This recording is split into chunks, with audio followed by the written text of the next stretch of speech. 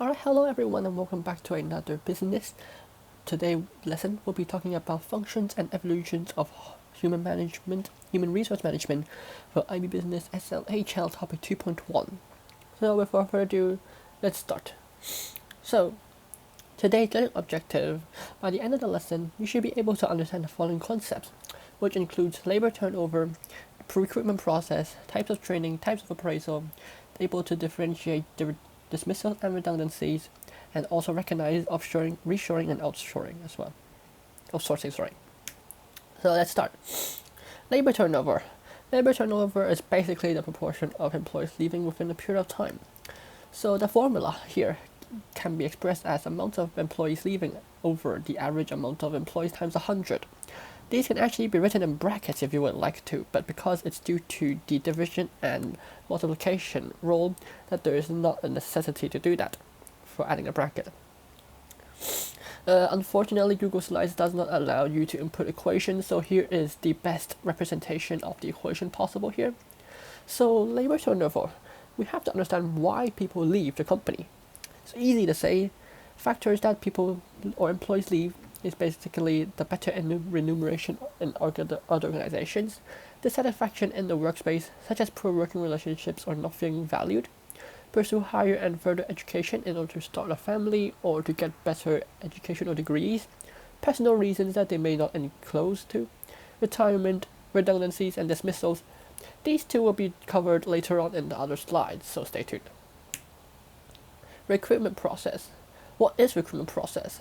Essentially, there's two main types of recruitment process: internal recruitment and external recruitment. Internal recruitment is basically hiring people who already work within the firm to fill a vacant spot. And external recruitment is hiring people outside the organization to fill vacant spots. So basically intra and inter, if you understand these words, within and outside. So these are the main steps of recruitment process. So it's basically the 10 main steps. First is to understand the job description and what it does. Then you evaluate the person, as in understanding what it does. Job evaluation, then job advertisement, advertising that you have a vacancy of this job. Then shortlisting whoever has applied. Then interview who has been shortlisted to apply for this job. Then finally selection of who are the shortlisted candidates. And background checks and reference, for example, any criminal records and any habits or any of those bad records as well. And finally, you will be offering a job to them after these 10 main crucial steps. So, types of training now. We have two types of trainings, on the job and off the job. Let's talk about on the job first. On the job basically means that training that takes place within the organization, so that employees does not need to leave the workplace within the training. On-the-job training can be split into two parts called induction and mentoring. Induction is basically allow new employees to familiarize themselves within the working environment by working hand to hand within the working environment. For example, if you're working in a factory, employees can have on-the-job training by experience working in the factory on the first day. Mentoring is basically pairing up with a more experienced colleague who can give advice throughout the process. Basically a personalized teacher, you would say, like that. So let's talk about advantages and disadvantages. Advantage for on-the-job training is that there's fewer disruptions and employees can continue with parts of the job, and they can be more focused and personalized to suit the needs of the organization. The second point is more focused on the mentoring part. The disadvantage would include that mentors cannot get their own time or own work done during mentoring because you're devoting all of the time to the mentee. And it also says that there is no guarantee that the employees will continue to work at this organization, because after the training they may still decide to say that this preference of occupation may not suit them. So let's move on.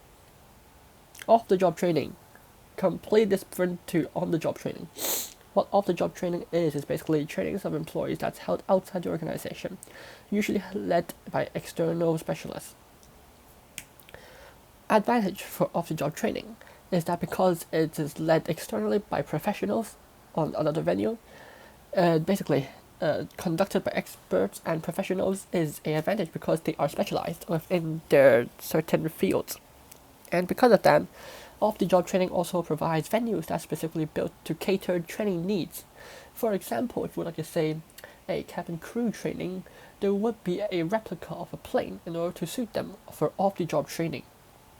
Disadvantage: cost of venues and professionals may be costly because they're professionalized in some fields. That means that the cost for hiring them to train your employees for off-the-job training may be expensive.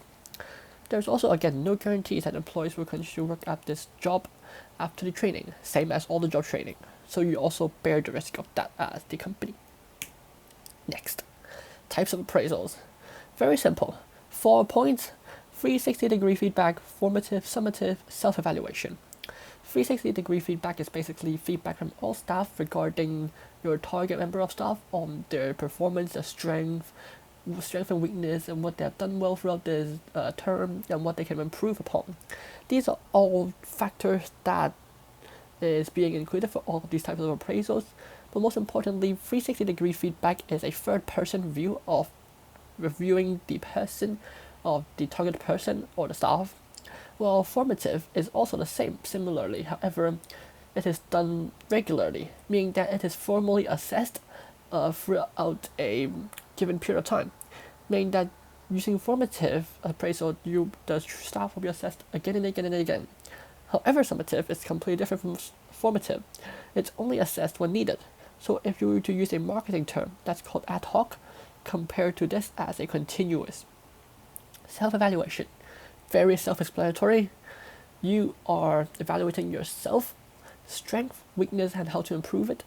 And to avoid bias, your feedbacks and all of the requirements or context you have said will be reviewed by your line manager or your respective department manager, which they can then confirm whether these are true or false.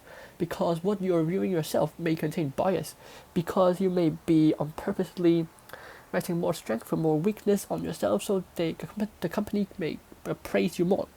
Effects and results of these appraisals: understand this draft's strength and weakness and identify points of improvements. Basically very generic and very integrated for all. Dismissals now. Dismissals is basically the employee's decision to terminate a worker's employment contract.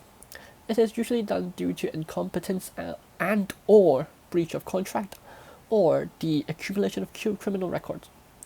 So there are 2 types of dismissal: ordinary misconduct and gross misconduct. Ordinary misconduct is the oral and written warnings after given multiple times before they are legally dismissed. So basically it is given multiple warnings. This multiple warning system allows your staff or employees to provide opportunities for further improvement before they're being legally dismissed. Next, we have gross misconduct. Gross misconduct is essentially saying that they are instantly dismissed without any warnings given. Usually no extra enumeration will be given. So there is a small spelling mistake here. Let's correct that. Next, redundancy. It's when an organization has no longer has the availability for the occupation for the employee, or when the organization can no longer hire the employee as well. So basically, it's either the company does not have the space for the person to work at, or the company does not want to hire the person due to reasons such as financial liquidity problems. And there's also, again, 2 types of redundancy: voluntary redundancy and involuntary redundancy. They are not the same. Just like gross misconduct and ordinary misconduct, they are completely disparate. Voluntary means that you are willing to basically leave the job yourself, while involuntary redundancy is the fact that the company is telling you to be reduced because there is no longer a need for you within the company due to reasons. Outsourcing. Use of third-party companies of non-core business operations. Outsourcing for a company can reduce the employees to hire, thus cutting operational costs. An advantage of outsourcing will be that they are paying a subcontractor. Paying a subcontractor allows them to reduce and save costs of recruitment and benefits because they're using a third-party company, meaning that they do not have to recruit as much people as required. For example, manufacturing, they do not have to recruit manufacturers or the venues of manufacturing as well. However, if you're saying that of outsourcing to a third-party company, Another advantage the company may be risking is that the company's reputation may depend on the third party's product production quality. This means that if the third party is producing products of your company in a very bad quality, the reputation of your company may significantly decrease due to the third party's incompetence of the quality of the product. So that's another risk to bear in mind. Offshoring. Very simple. When the company relocates part of its business overseas due to cost cutting. Reshoring, completely different of offshoring. It's basically bringing back business operations when they're previously offshored. Factors that can include offshoring would be ethical, political issues, or potentially quality issues as well. So, these are reshoring is completely different of offshoring as well from the previous slide. So now, let's try some practice questions over here. So we have 4 fill in blanks, A, B, C, D. There is a question about appraisals that I would like you to fill in. So let me read it first. Something degree appraisal refers to the type of appraisal system that provides something from a range of people who work with, or something with the appraisee, such as the line manager, co-workers, subordinate, and even something. The words provided are interact, 360, shareholders, 180, reflection, feedback, customer, and suppliers. I'll give you 10 seconds to figure out. You're more than welcome to pause the video if you would like to.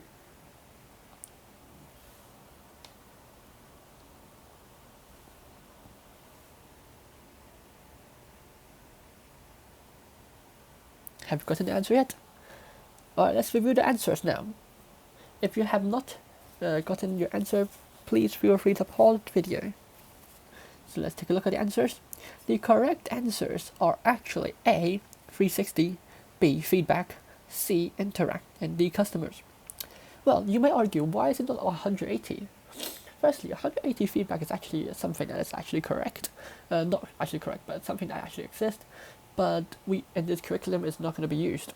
So that's why, and it also doesn't fit with the description of 180. So that's why it must be 360.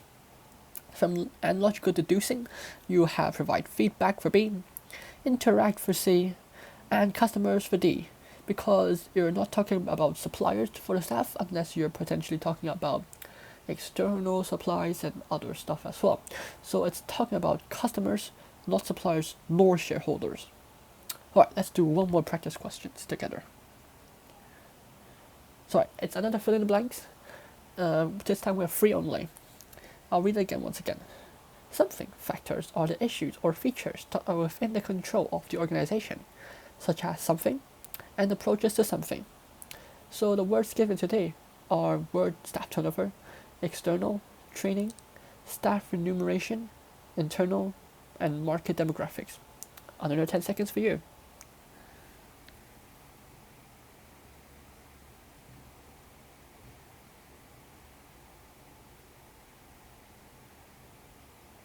Have you gotten the questions to the answers yet? The answers to the questions yet? If not, please feel free to pause it once again. So let's review the answers right now. The answers to the ABCs are internal, staff remunerations, and trainings. So this question focuses on the external and or internal trainings, depending on which one you have gotten correct or not. This question focuses on the trainings, while the previous question focused on degrees appraisals as well. Appraisals, which you can find within the same Google slide here, as this Google slide will be shared in the description below within the Google file, Google Drive.